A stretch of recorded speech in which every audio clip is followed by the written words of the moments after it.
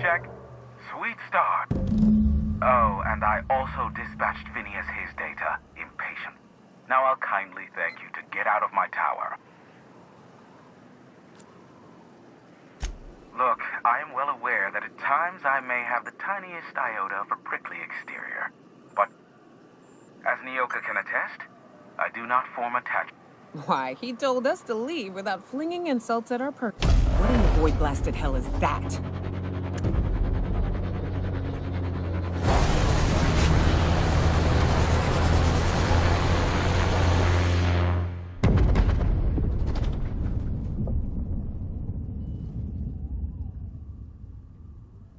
Black holes! Did you see that? Looks like a UDL ship.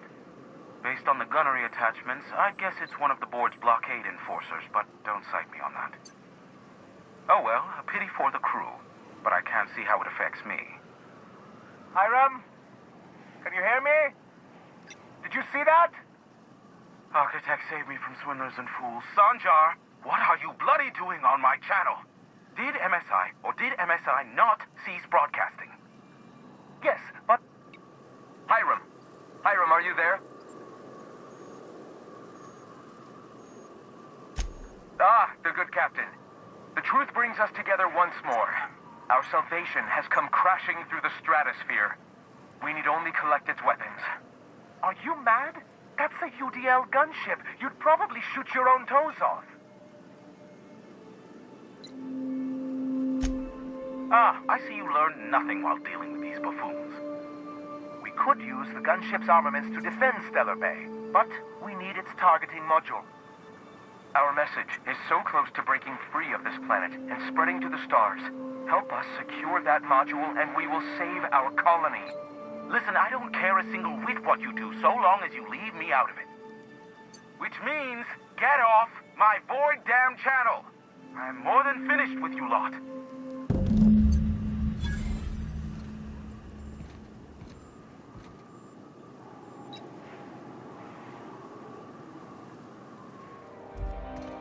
Look at this fancy office. Chairman's bleeding the whole colony dry.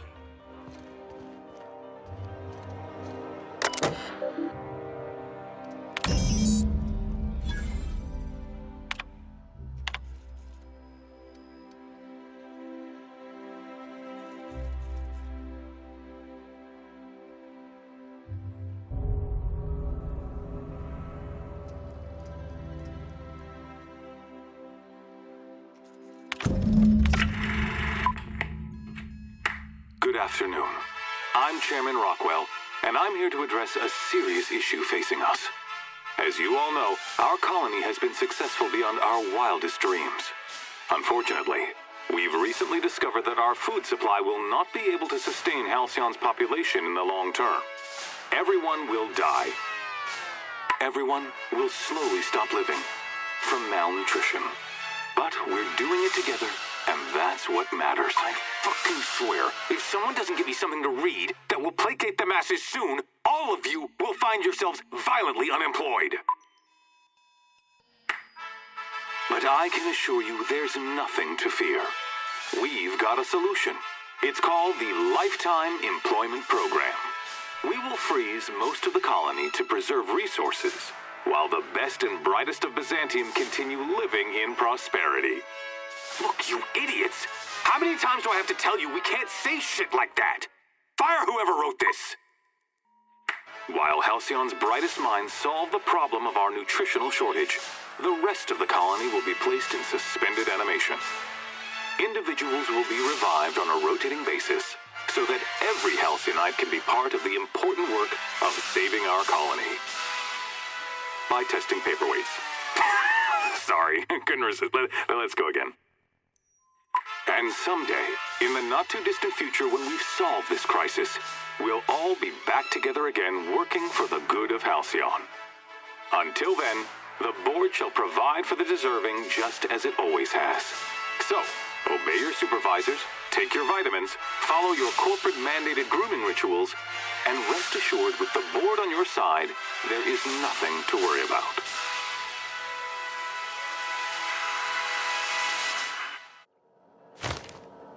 always knew the board was crooked. But this is just evil. I don't know about you, but I'm all for living fast and dying young.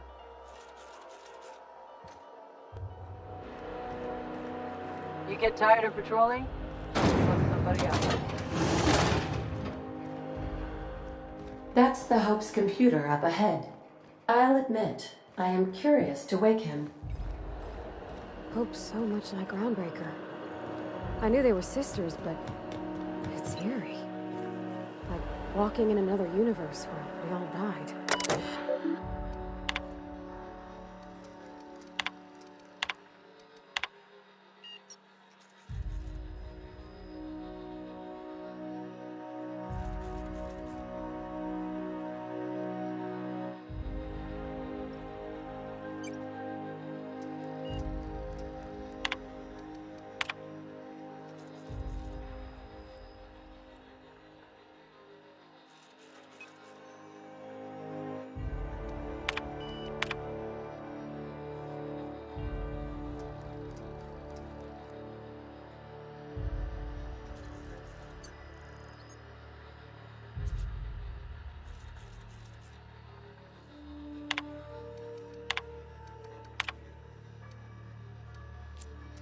Greetings, Captain. I am speaking to you through the Hope's computer system.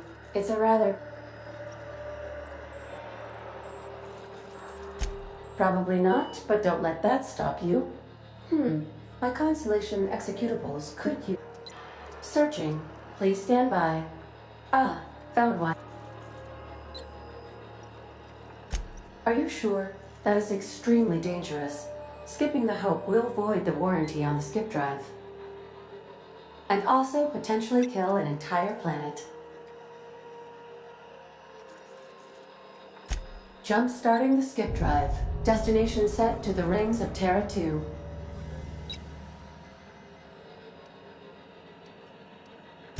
In case I don't get another chance to say it, it's... Doing it. I mean, affirmative. Skipping the Hope in 3, 2, 1. ADA.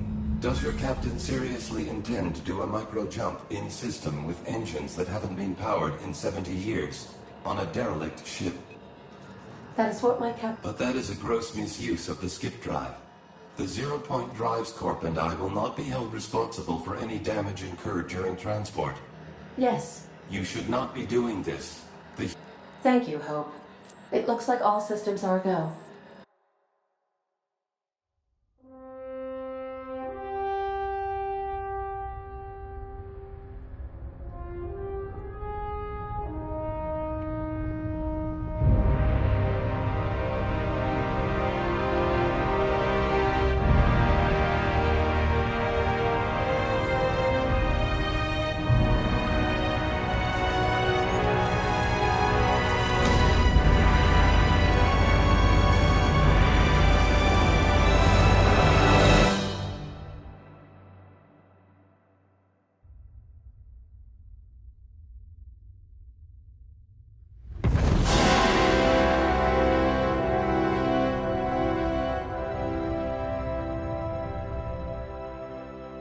Oh, good. We are still alive and have successfully skipped into Terra 2's orbit. I reported as much to Phineas Wells, but he has not responded. Perhaps you should check in on him. Did we move? I hardly felt a thing. Was that an attempt at humor, Doctor? Certain levels of drollness are difficult for me to discern. Captain, as it appears we may soon be embarking for a maximum security, I believe the crew would like to speak with you to, as you...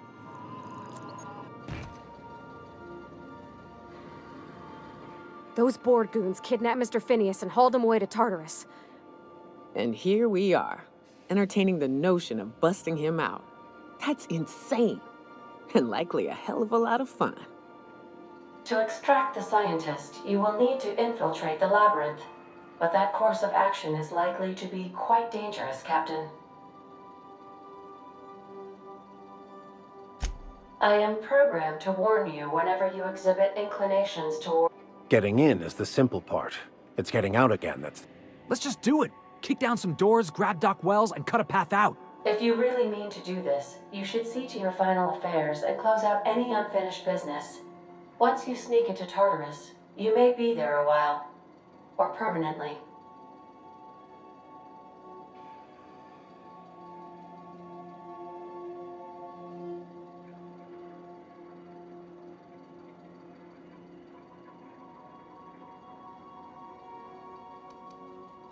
It's the and I mean... You didn't hire me to think. And I ain't about to start now. You're my boss. I think it's insane. But maybe the colony needs... I know it's dangerous. And I won't lie and say I'm not scared out of my wits. But I couldn't live with myself if we didn't do something. You're asking for more than bravery from us, Captain. But there are worse ways to go than dying for a good cause. Let Sam get the grime out. It's what our units do. The entire plan is a terrible idea, but I admire your If we don't make it, Got my trusty tossball stick, got my ass kicked. Outstanding. You can count on us, Captain. We're crew. For real crew. That means we got each other's backs. Never thought I'd volunteer to break into a prison. Seems like your tendency towards risky behavior is... Command. No. Waiting on your...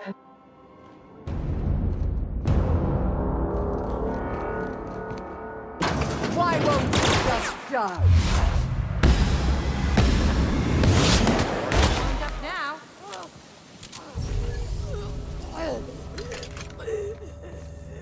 Get me out of here!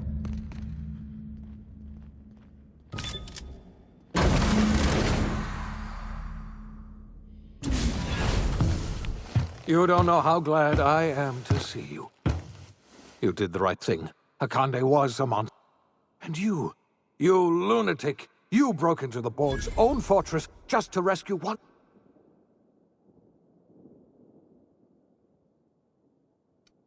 all in a... You've broken the board's stranglehold on this colony. You and I are going to have to work harder than ever to save Halcyon.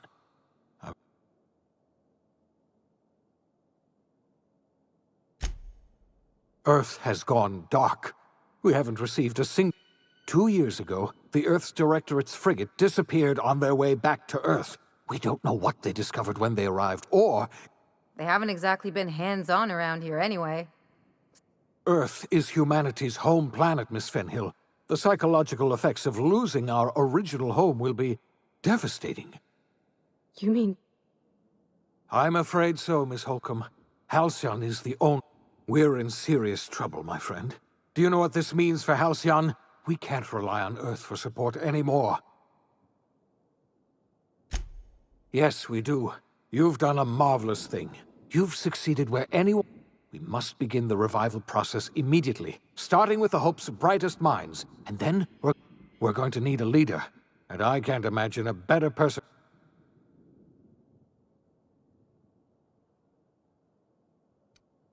When I revived you, I thought you were going to help me save this colony. I had our roles reversed, you see. You're the one who's going to save us all.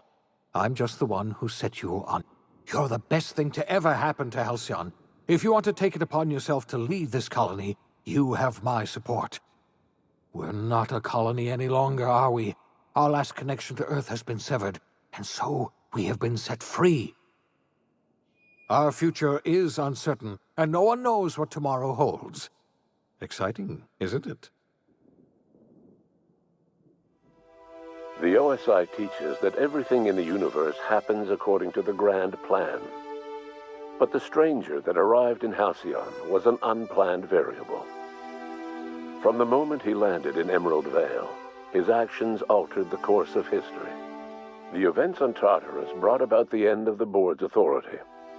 But the board's mistakes would haunt the colony for decades to come. The damage they left behind would require the work of a generation to repair. Dr. Phineas Wells began reviving a handful of the Hope's colonists. Engineers, scientists, technicians, and intellectuals. They were among the brightest minds the Earth had ever sent out into the stars. The Hope scientists and engineers woke up in a colony descending headlong into total collapse. With no way to return to Earth, they had no choice but to band together and devote themselves to the cause of saving Halcyon. The people of Halcyon were nothing if not hardy. In the absence of the board's authority, many of the colony's settlements banded together with a single purpose in mind: survival. Life was especially hard in the years to come. Some towns dissolved by attrition and starvation, but most of them found a way to carry on. In the years to come, Halcyon was forced to reckon with its newfound freedom.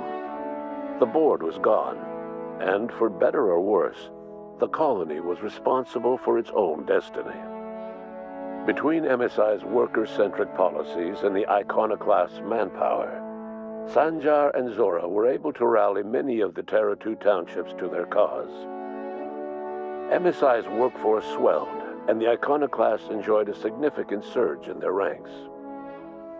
The board was too distracted by infighting and internal politics to stop MSI from becoming a powerful corporation and a refuge for townships that might have fallen through the cracks. Consumed by paranoia, Lilia Hagen took Sublight Salvage in a controversial direction, openly accusing board officials of an extraterrestrial conspiracy. One day, an accident at the Groundbreaker's docking bay silenced her forever. Time would tell if her replacement could keep the Sublight family together. Adelaide McDevitt replaced Reed Thompson as the leader of Edgewater. She and her followers transformed Edgewater in their image. Anyone loyal to Reed was pressured into leaving town, and those who stayed behind adapted to her way of life. Adelaide transformed the old cannery into a new garden. The nearby Edgewater Cemetery provided a convenient source of fertilizer. Under the leadership of Junlei Tennyson, the Groundbreaker held firm against corporate influence. The ship's mechanical stability gave Junlei the time to educate a promising generation of engineers schooled in her family's traditions. The future of the Groundbreaker looks promising. The rediscovery of the Hope and the abandonment of the Lifetime Employment Program forced Byzantium to come to terms with some uncomfortable realities about the state of Halcyon. While Byzantines were reluctant to surrender the luxuries they'd grown accustomed to, the board's diminished authority gave them little choice in the matter. Nearly everyone had to learn to make do with less. Some even had to get jobs. It was a dark time indeed. Ellie savored her adventures on the Unreliable. Once they were done, she returned to life as usual, running missions of dubious legality, shunning respectable work, and living life to the fullest. She meant to reach out to her one-time captain, but she was always bad at keeping in touch. Life in Halcyon was sobering for Felix Millstone. The grand revolution he dreamed of never came. There was no great awakening for the colony, no celebrations in the streets. There was only the hard, desperate work of trying to repair a broken colony. Felix never had a head for numbers, but if there was labor to be done, he was there to help. Eventually, Felix realized that the work of a revolution was done with two hands. As much as he enjoyed his adventures aboard the Unreliable, the vicar, known as Max, eventually decided that it was time to move on, to live out the life he had sought so long to create. He knew there were many in the colony who carried burdens much worse than the ones he had struggled with, and he devoted himself to easing their suffering wherever he could. He only ever took up arms again to defend the defenseless. Unshackled from a lifetime of striving and fighting the universe and himself, Vicar Maximilian de Soto was finally at peace. Once the matter with the Hope colonists was resolved, Junlei bashfully asked Parvati if she'd like to join her permanently on the Groundbreaker, and Parvati enthusiastically, if somewhat awkwardly, agreed. The stories of her adventures spread across the colony, and Parvati soon found herself the center of attention. Having served as the engineer of a renowned spacecraft, tramp freighters and wildcat miners sought her out by name, and in no time, she was a fixture in the Groundbreaker's mechanical ecosystem. She and Junlei were never far apart. Nyoka returned to Monarch to take another crack at making a permanent life for herself. She formed the Charon Group, a mercenary outfit of ragtag survivalists and wilderness experts. Anyone in need of a guide, or just looking to throw back a beer and swap stories, could find her camping on the trail or clearing an infestation. The SAM unit that accompanied you spread awareness of the product line's superior sanitation and maintenance capabilities across what was left of the colony. This led to a boost in SAM unit sales. Did you know that SAM units are the longest-lasting, toughest-acting cleaning solution in Halcyon? Minister Clark was released from house arrest, and his contact with you gave him a sense of renewed purpose and vigor.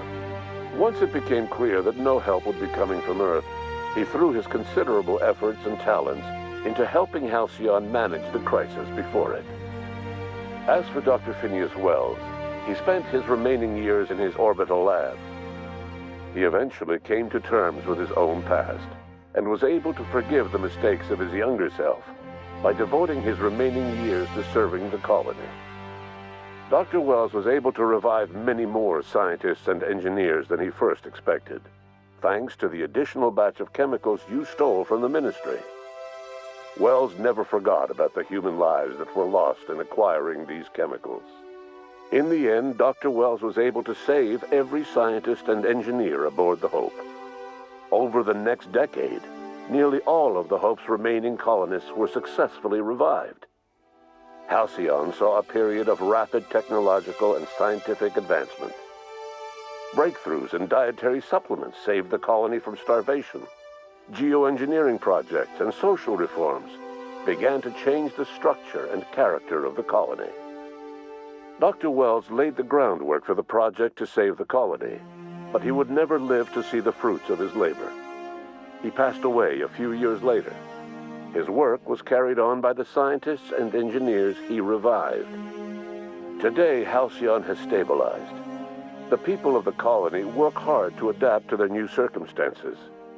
Nearby colonies send aid and supplies. Life will never be easy in Halcyon. But for the first time in its history, there exists a sense of real, genuine hope about the future. And what about you, the unplanned variable in the history of Halcyon? Long after Wells passed away, you carried on his work with more energy, determination, and brilliance than he could ever muster. The years that followed were hard, but Halcyon survived by the efforts of the Hope's most promising colonists, the greatest of which was you. No one knows what's happened to Earth, and no one knows what the future has in store for Halcyon. All we know for certain is this: the name of the Unreliable and that of its intrepid captain will remain the subject of countless stories for years to come.